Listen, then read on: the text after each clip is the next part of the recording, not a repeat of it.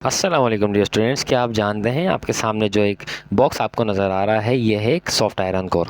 और ये soft iron core में हमने कॉइल्स को लगा दिया है। आपको यहाँ पे दो कॉइल्स नज़र आ रही होंगी, एक है प्राइमरी, दूसरी है सेकेंडरी। डियर स्टूडेंट्स, ये जो सॉफ्ट आयरन कोर है इसे हम कहते हैं ट्रांसफार्मर, जिसका एक हिस्सा प्राइमरी कॉइल का होता है और दूसरा हिस्सा सेकेंडरी कॉइल का होता है। अच्छा जी, अब आपको यहाँ पर मज़ीद नज़र आ रहा होगा कि यहाँ हमने एक इनपुट दिया हुआ है, जो ये येलो कलर का लेबल हो रहा है, इसको हम कहते हैं प्राइमरी कॉइल। और दूसरे में आपको नज़र आ रहा होगा कि ये एक रेजिस्टेंस है, जो यहाँ से हम आउटपुट लेते हैं, इसको हम कहते हैं सेकेंडरी कॉइल। डियर स्टूडेंट्स, आपको ये भी नज़र आ रहा होगा कि इस ट्रांसफार्मर का जो प्राइमरी कॉइल है और सेकेंडरी कॉइल है, प्राइमरी कॉइल के नंबर ऑफ टर्न्स ज़्यादा हैं जबकि सेकेंडरी कॉइल के नंबर ऑफ टर्न्स कम हैं। तो ऐसा ट्रांसफार्मर जिसमें प्राइमरी कॉइल के नंबर ऑफ टर्न्स ज़्यादा हो, सेकेंडरी के अंदर कम हो, इस तरह के ट्रांसफार्मर को हम स्टेप अप ट्रांसफार्मर कहते हैं। क्योंकि यहाँ पर हम स्टेप डाउन ट्रांसफार्मर कहते हैं, क्योंकि यहाँ पर हम प्राइमरी कॉइल के अंदर इनपुट ज़्यादा दे रहे होते हैं और सेकेंडरी कॉइल से आउटपुट कम ले रहे होते हैं। दूसरा डियर स्टूडेंट्स, हमारे पास होता है step up transformer. Step up transformer के जो सेकेंडरी कॉइल होती है इसमें नंबर ऑफ टर्न ज़्यादा होते हैं और जो प्राइमरी कॉइल होती है इसमें नंबर ऑफ टर्न्स हमेशा कम होते हैं। ठीक है, तो ये आपके पास एक ट्रांसफार्मर की एनिमेशन है। अब हम चलते हैं इसकी स्टेटमेंट की तरफ।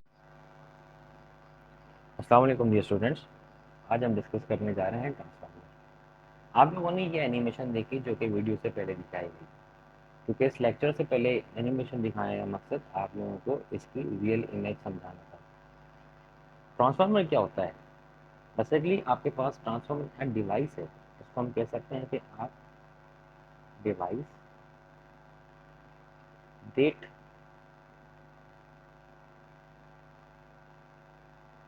ट्रांसफॉर्म। क्या ट्रांसफर करती है? ये वोल्टेज। ठीक है, तो ये एक ऐसी डिवाइस है जो कि क्या ट्रांसफर करती है? वोल्टेज। तो ये आपके पास एक एमसीक्यूज भी आ सकती है कि आपके पास ट्रांसफार्मर क्या ट्रांसफर करता है? वोल्टेज को ट्रांसफर करता है। ठीक है, ये स्टूडेंट्स, ट्रांसफार्मर आपके पास दो तरह के होते हैं, जैसे कि हमने वहाँ एनिमेशन में देखा कि स्टेप अप ट्रांसफार्मर था, दूसरा स्टेप डाउन ट्रांसफार्मर। पहले हम बात करते हैं स्टेप अप ट्रांसफार्मर की। तो जो स्टेप अप ट्रांसफार्मर होता है, स्टेप अप ट्रांसफार्मर के अंदर क्या होता है? देखिए, दो कॉइल होती हैं आपके पास, एक प्राइमरी, दूसरी सेकेंडरी कॉइल होती है। ये स्टूडेंट्स, स्टेप अप ट्रांसफार्मर एक ऐसा ट्रांसफार्मर होता है जिसमें लो वोल्टेजेस कन्वर्ट होते हैं हाई वोल्टेजेस में। ठीक है, इसका मतलब ये कि जो प्राइमरी कॉइल होती है, इसके नंबर ऑफ टर्न्स जो होते हैं वो लेस देन होते हैं सेकेंडरी कॉइल के नंबर ऑफ टर्न्स। तो ऐसा ट्रांसफार्मर जिसकी प्राइमरी कॉइल के नंबर ऑफ टर्न्स कम हो सेकेंडरी कॉइल के नंबर ऑफ टर्न्स है, या फिर हमें लो वोल्टेजेस कन्वर्ट करने हो हाई वोल्टेजेस के अंदर, इस तरह के ट्रांसफार्मर को हम स्टेप अप ट्रांसफार्मर कहते हैं। डियर स्टूडेंट्स, हम जो डोमेस्टिक ट्रांसफार्मर यूज करते हैं, डोमेस्टिक ट्रांसफार्मर वो जो गर्मियों में बहुत ज़्यादा फटता है, जो आपकी गली के कोनों में लगा हुआ होता है। ये ट्रांसफार्मर क्या होता है? इसमें भी दो कॉइल्स होती हैं, इसको हम कहते हैं स्टेप डाउन ट्रांसफार्मर। ठीक है, ये जो डोमेस्टिक ट्रांसफार्मर है, this is known as step down transformer, और इसके मैक्सिमम वोल्टेज 220 वोल्ट होता है जो हमें आउटपुट में मिलता है। अगर हम करंट की बात करें तो मैक्सिमम करंट 3 एम्पियर, और अगर हम फ्रिक्वेंसी की बात करें तो मैक्सिमम फ्रिक्वेंसी 50 से 60 हर्ट्ज तक होती है। तो ये तीनों एमसीक्यूज आपके एमडी के टेस्ट में आ सकते हैं। इसमें भी आपके पास दो कॉइल्स होती हैं, एक होती है प्राइमरी और दूसरी होती है सेकेंडरी। ठीक है, सो जो प्राइमरी कॉइल होती है, हमने क्या करना होता है? स्टेप डाउन, मतलब हाई वोल्टेजेस को कन्वर्ट करना होता है लो वोल्टेज इसके अंदर, तो इस तरह के ट्रांसफार्मर को हम क्या कहते हैं, स्टेप डाउन ट्रांसफार्मर। या प्राइमरी कॉइल जो होती है, इसके नंबर ऑफ टर्न्स ज़्यादा होते हैं, greater than number of turns of secondary coil, तो इस तरह के ट्रांसफार्मर को हम स्टेप डाउन ट्रांसफार्मर कहते हैं। डियर स्टूडेंट्स, अगर इसके प्रिंसिपल की बात की जाए कि मतलब ये किस प्रिंसिपल के ऊपर काम करता है, अगर इसके प्रिंसिपल कानून की बात की जाए, तो आप लोगों ने जो हमने बड़ी मेहनत से एक वीडियो बनाई है, एक एनिमेशन बनाई है, आपने उसमें देखा था कि जो ग्रीन कलर की लाइंस थी, मतलब आपके पास ये कॉइल थी प्राइमरी जिसको हम कहेंगे, ठीक है, और ये आपके पास एक कॉइल थी सेकेंडरी, ये आपके पास प्राइमरी कॉइल थी, ये आपके पास सेकेंडरी कॉइल थी। डियर स्टूडेंट, यहाँ से मैग्नेटिक फ्लक्स चेंज होता है, और चेंज होने के बाद इस सेकेंडरी कॉइल के अंदर इंड्यूस्ड करंट प्रोड्यूस करता है। क्या करता है? इंड्यूस्ड करंट प्रोड्यूस करता है। क्या करता है? इंड्यूस्ड करंट प्रोड्यूस करता है। सो डियर स्टूडेंट्स, एक बात याद रखिएगा, एक बात याद रखिएगा कि प्राइमरी कॉइल में से निकला हुआ मैग्नेटिक फ्लक्स जो कि सेकेंडरी कॉइल के अंदर चेंज हो रहा है, इंड्यूस करंट प्रोड्यूस कर रहा है, इस तरह की जो कंडीशन होती है जिसे हम कहते हैं म्यूचुअल इंडक्शन, जिसे हम कहते हैं म्यूचुअल इंडक्शन। तो जो आपके पास ट्रांसफार्मर होता है, इसका प्रिंसिपल म्यूचुअल इंडक्शन का होता है, ठीक है, इसका जो प्रिंसिपल होता है वो म्यूचुअल इंडक्शन का होता है, ठीक है। अब हम इसकी वर्किंग की बात करते हैं कि इसकी वर्किंग कैसे होती है। तो आइए अब हम इसकी वर्किंग सीखते हैं।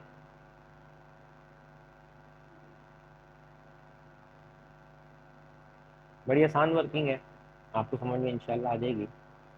आपको याद है कि हमने कहा था कि हम एक बॉक्स यूज करते हैं सॉफ्ट आयरन कोर, हम इस तरह से एक बॉक्स यूज करते हैं सॉफ्ट आयरन कोर। पहले हम इसको वैसे ड्रॉ कर लेते हैं। हम एक बॉक्स यूज करते हैं इस तरह से सॉफ्ट आयरन कोर। जब आपके पास एक बॉक्स होता है,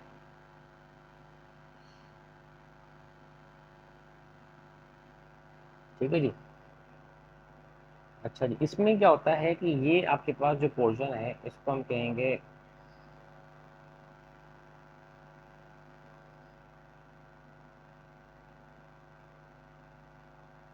सेकेंडरी प्राइमरी कॉइल, और इसको हम कहेंगे सेकेंडरी कॉइल, ठीक है। इसके जो नंबर ऑफ टर्न्स होंगे उसको हम कहेंगे N S N T, number of turns of primary coil. इसके जो नंबर ऑफ टर्न्स होंगे उसको हम कहेंगे N S, number of turns of secondary coil, ठीक है जी। यहाँ से हम जो प्रोवाइड करते हैं वो इनपुट वोल्टेजेस करते हैं, यहाँ से हम प्रोवाइड करते हैं वो इनपुट वोल्टेज करते हैं, और सेकेंडरी कॉइल से हमें जो मिलता है वो आउटपुट वोल्टेज मिलता है।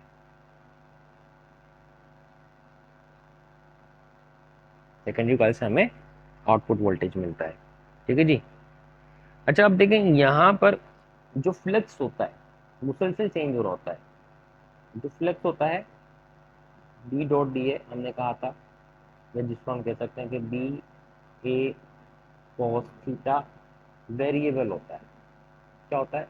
वेरिएबल। और तभी तो इस सेकेंडरी कॉइल के अंदर करंट इंड्यूस होता है या वोल्टेजेस इंड्यूस होते हैं। बच्चों, ये जो ग्रीन कलर का बॉक्स आपको नजर आ रहा है इसे हम कहते हैं soft iron core, soft iron core. अब होता क्या है कि कुछ फ्लक्स इस कॉइल से बाहर निकलता है जो कि ज़ाया होता है, तो इस फ्लक्स को जो कि इस कॉइल से बाहर निकलता है इस कॉइल तक, सेकेंडरी कॉइल तक नहीं पहुंचता, इसको सेकेंडरी कॉइल तक पहुंचाने के लिए हम लोग सॉफ्ट आयरन कोर का इस्तेमाल करते हैं, बिकॉज सॉफ्ट आयरन कोर जितना भी फ्लक्स होता है वो सारा ले जाकर सेकेंडरी कॉइल को प्रोवाइड करती है, ठीक है जी। अब हम इसकी कैलकुलेशन करते हैं, इसका फॉर्मूला हम जो है बनाते हैं। बड़ा आसान सा फॉर्मूला है। हमने कहा कि भाई अगर हम मतलब अगर हम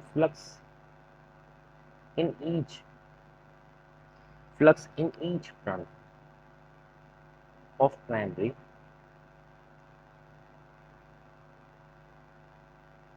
flux in each turn of primary is equal to, हमने कहा कि वो इक्वल होता है flux in each turn of secondary.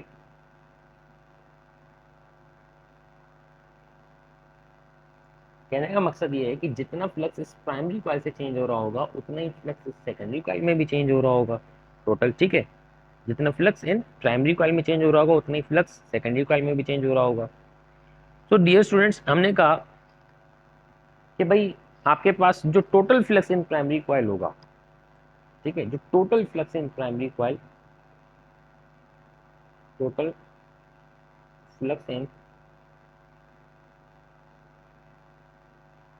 Primary coil, जो टोटल फ्लक्स होगा वो इक्वल होगा आपके पास phi P is equal to N P multiply by phi. अब आपके पास जो फ्लक्स था, ये जो फ्लक्स है, ठीक है, ये फ्लक्स है मतलब एक के अंदर, अगर टोटल प्राइमरी की टोटल कॉइल्स के अंदर मालूम करना हो तो नंबर ऑफ टर्न से मल्टीप्लाई कर दो तो आपको टोटल मालूम हो जाएगा। इसी तरह से अगर हम सेकेंडरी का भी मालूम करना चाहें तो हम सेकेंडरी का भी इसी कर सकते हैं, ठीक है। तो टोटल फ्लक्स अगर हम सेकेंडरी मालूम करना चाहें तो वो होगा phi S is equal to number of turns in secondary multiply by phi, क्योंकि ये फाई आपके पास in each turn of secondary है, मतलब ये जो फाई फ्लक्स है ये in each turn of secondary है, तमाम कॉइल्स या तमाम टर्न्स के अंदर फ्लक्स मालूम करने के लिए हम नंबर ऑफ टर्न्स को मल्टीप्लाई कर देंगे, ठीक है जी। अगर हम ये कहें कि भाई आपके पास जो इंड्यूस्ड ईएमएफ होगा इन प्राइमरी, जिसको हम कहेंगे, जो हमने फ्लैटिस लॉ में सीखा था, इंड्यूस्ड ईएमएफ इन प्राइमरी, वो किसके इक्वल होगा? लाजमी सी बात है, minus D phi P divided by D T, ठीक है जी। अच्छा जी, इसी तरह से हमारे पास अगर सेकेंडरी कॉइल की बात की जाए तो minus D phi S over D T, ये भी इसी के इक्वल होगा। अब फाई पी बराबर है N P into phi. So dear students, अब जो इंड्यूस्ड ईएमएफ प्राइमरी कॉइल के अंदर होगी वो इक्वल हो जाएगी हमारे पास, क्योंकि फाई पी बराबर, देखो ये रही वैल्यू, फाई पी बराबर है एन पी इंटू फाई के। सो ये बराबर हो जाएगी minus N P into D phi over D T. इसी तरह से सेकेंडरी कॉइल का भी minus N S into D phi over D T, ठीक है। अब हम आगे चलते हैं, फिर मैं ये फार्मूलाज लिख देता हूँ। फार्मूला हमारे पास प्राइमरी कॉइल का induced EMF in primary coil क्या था? वो था E P is equal to minus N P D phi over D T. और सेकंड नंबर पे क्या था? In secondary coil E S is equal to minus N S D phi over D T. ये दोनों formulas थे, ठीक है। अच्छा देखिए, अब इसके अंदर हम एक चीज़ नोट करते हैं। वो नोट क्या करते हैं? वो नोट ये करते हैं कि अगर हम इन दोनों इक्वेशंस को डिवाइड कर दें तो ये जो आपके पास फैक्टर है, कौन सा फैक्टर? डी फाइव और डी टी वाला, ये कॉमन है, तो कॉमन होने की वजह से ये कैंसिल हो जाएगा। हमारे पास जो फॉर्मूला आएगा वो फॉर्मूला ये आएगा कि E P divided by E S is equal to N P divided by N S. Dear students, इसका मतलब ये है कि हमें एक बात मालूम हुई कि जितने ज़्यादा नंबर ऑफ टर्न्स होंगे, number of turns is directly proportional to the induced EMF या वोल्टेजेस। जितने ज़्यादा नंबर ऑफ टर्न्स उतने ज़्यादा वोल्टेज, ठीक है। तो हम ये कह सकते हैं कि जो आपके पास इंड्यूस्ड ईएमएफ है या वोल्टेजेस है वो directly proportional to number of turns हैं। ये आपको एक पैरेलल रिलेशन मिल गया है ट्रांसफार्मर की वर्किंग के अंदर, ठीक है जी। ये ट्रांसफार्मर की वर्किंग के अंदर आपको एक पैरेलल रिलेशन मिल गया है। अब हम एक बात करते हैं, हमने कहा कि हमारे पास एक आइडियल ट्रांसफार्मर अगर होगा, अगर हम आइडियल ट्रांसफार्मर की बात करते हैं जो कि 100% इफ़िशेंट हो, जो कि 100% इफ़िशेंट हो, तो डियर स्टूडेंट 100% इफ़िशेंट के अंदर जितना पावर हम इनपुट में देंगे उतना ही हमें पावर आउटपुट में मिलेगा। ठीक है, पावर फार्मूला होता है P is equal to I into V. V मतलब E, मतलब जिसको हम पोटेंशियल EMF कह रहे हैं।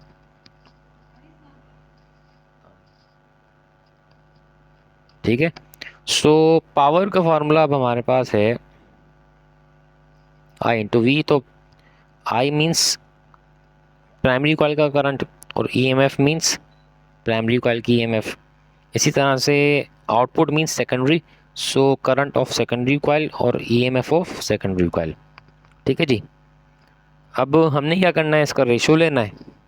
तो ये हो जाएगा आपके पास ES divided by EP is equal to IP divided by IS।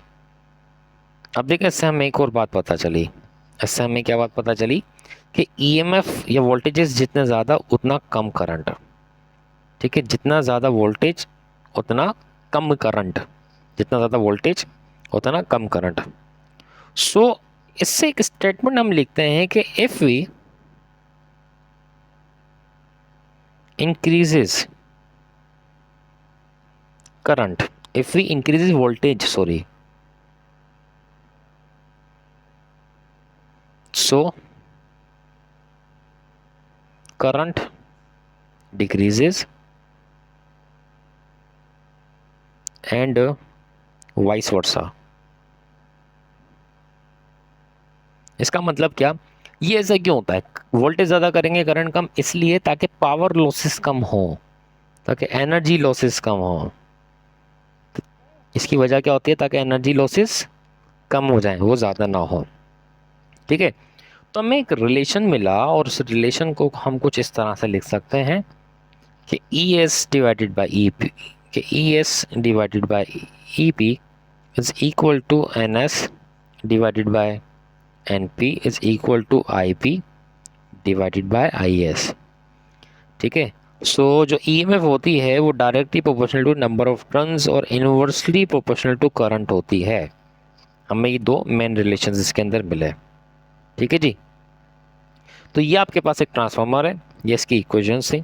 अपना बहुत सारा ख्याल रखिएगा, तब तक के लिए अल्लाह हाफ़िज़।